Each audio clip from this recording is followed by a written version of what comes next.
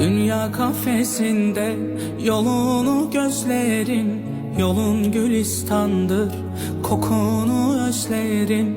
Gel ferman eyle, beratım benim. Gel ey gül yüzlüm, gel şirin sözlüm. Gel ferman eyle, beratım benim. Gel ey gül yüzlüm, gel şirin sözlüm.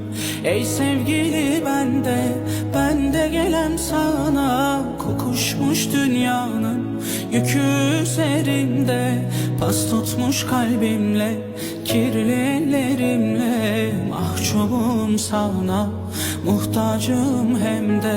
Ey sevgili ben de gelem sana. Kokuşmuş dünyanın yükü üzerimde, pas tutmuş kalbimle, kirli ellerimle. Mahcubum sana, muhtacım hem de.